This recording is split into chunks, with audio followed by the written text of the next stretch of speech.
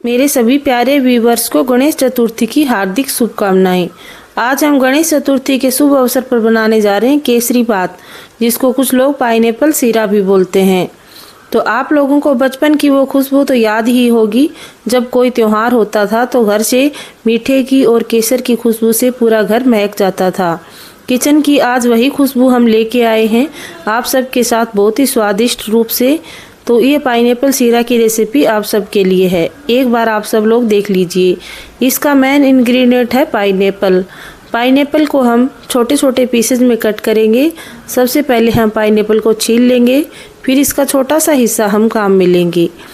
Pineapple को छीलना कुछ लोगों को हार्ड लगता है, तो पाइनएप्पल छीलने की भी एक रेसिपी मैंने अपने channel daily taste of life पे अपलोड करी हुई है। आप वो वीडियो देखने के बाद पाइनएप्पल को बहुत आसानी से छील के आप तैयार कर सकते हैं। तो पाइनएप्पल का देखिए हमें बिल्कुल इतना सा भाग ही चाहिए, और इसको अब बाहर से बिल्कुल कट कर लेंगे और सिर्फ अंदर वाला हिस्सा हमें चाहिएगा। वैसे तो ये केसरी बात साउथ इंडिया की एक डिश है।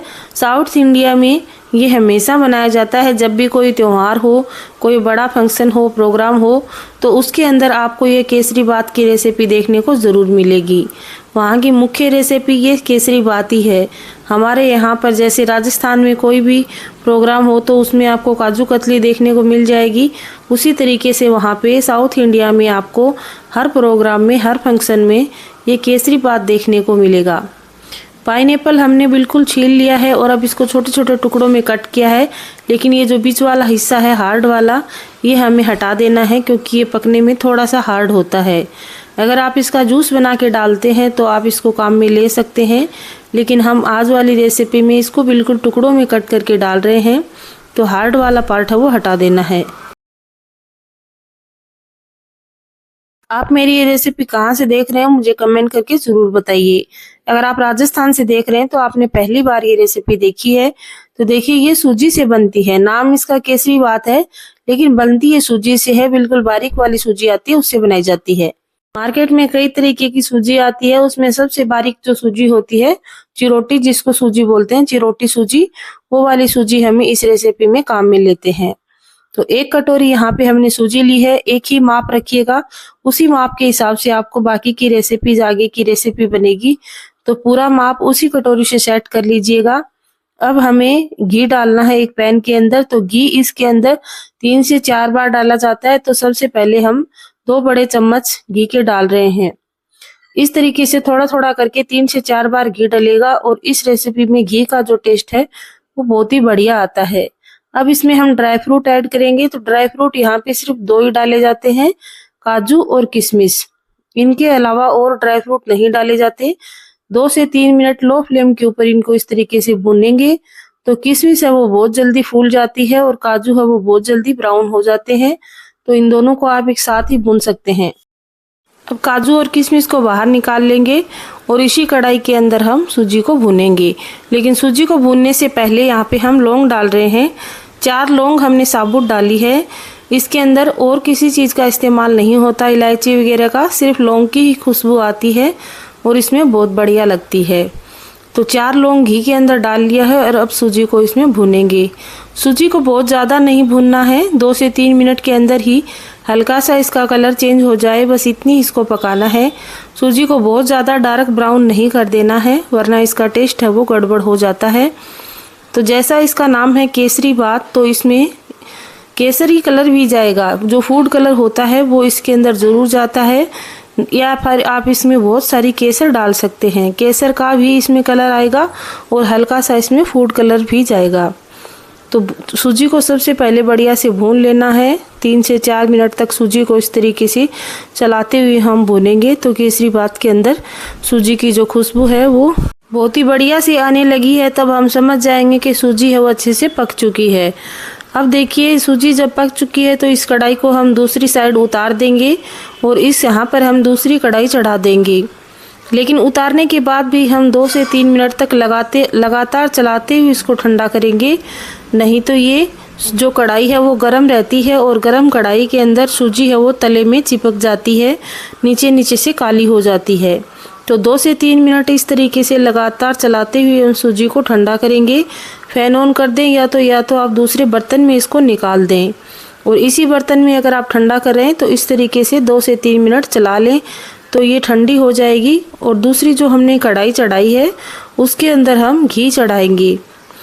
जैसा मैंने बताया इसके अंदर 3 से 4 बार घी डाला जाता है, तो थोड़ा थोड़ा करके डालेंगे। यहाँ पे 1 बड़ा चम्मच मैंने घी का लिया है और उसके अंदर पाइनएप्पल को डाल देंगे जो बिल्कुल हमने छोटा छोटा कट करके रखा हुआ है। अब घी को पाइनएप्पल के अंदर भूनेंगे। 2 से 3 मिनट में ही पाइनएप्पल अच्छे से भून जाता है। और उसके बाद इसको सॉफ्ट होने के लिए थोड़ी सी यहाँ पे चीनी डालेंगे। चीनी हल्की हल्की कैरमलाइज होगी तो उसी के साथ पाइनएप्पल भी हल्का सा सॉफ्ट हो जाएगा। दोनों चीज़ों का कलर मिलके बहुत ही बढ़िया आता है। इसी के कारण इसको केसरी बात बोला जाता है, क्योंकि इसका जो कलर है वो बिल्कुल केसरी कलर का आएगा। तो पाइनएप्पल को हम चीनी के साथ ही इसको भून लेंगे। 2 से 3 मिनट तक भुना है। और अब इसके अंदर हम पानी डालेंगे। तो जैसे मैंने बताया था 1 ही कटोरी का नाप रखें। जिस कटोरी से हमने सूजी ली है उसी कटोरी से भर के हम पानी डालेंगे। तो यही माप अगर आप रखते हुए बनाएंगे तो आपके घर में भी ये केसरी बात की रेसिपी बहुत ही स्वादिष्ट बनने वाली है। एकदम खिली खिली सूजी की एकदम खिली खिली केसरी बात बनने वाली है। तो यहाँ पे हमने 2 कटोरी पानी डाला है। 1 कटोरी और डालेंगे। जितना हमने सूजी लिया है उससे 3 गुना हमने यहाँ पे पानी डाल दिया है। अब हम पानी को उबलने देंगे और ये पाइनएप्पल को हम बिल्कुल सॉफ्ट होने देंगे। इसी के साथ डाल देंगे 20 से 25 धागे केसर के। ये केसरी बात है तो इसमें केसर बहुत ही ज़रूरी है डालनी। केसर के साथ ही हम इसमें थोड़ा सा फूड कलर भी ऐड करेंगे।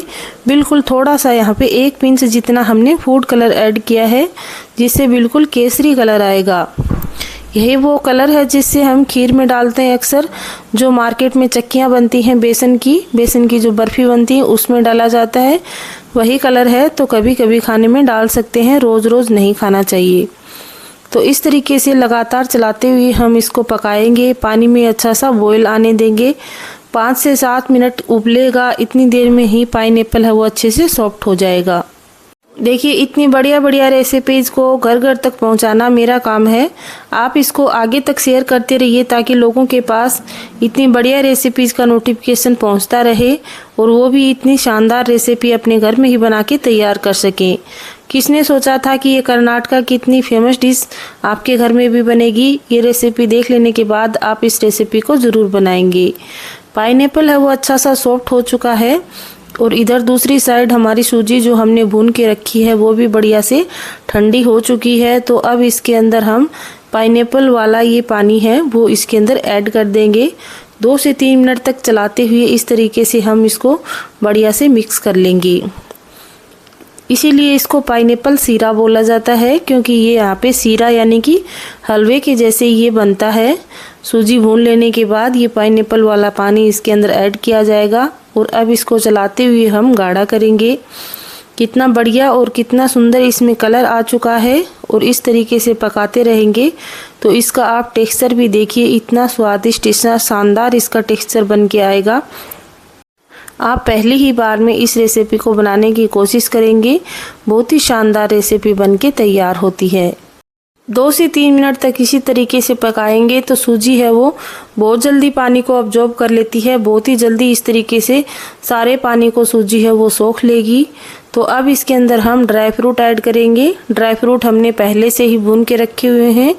ड्राई फ्रूट और चीनी सिर्फ 2 ही चीज़ें डालनी बाकी हैं और देखिए बन गई हमारी रेसिपी। जैसा मैंने बताया था, जिस कटोरी से हमने सूजी ली है उसी कटोरी से भर के हमने चीनी डाली है, उसी कटोरी से भर के हमने 3 कटोरी पानी डाली है।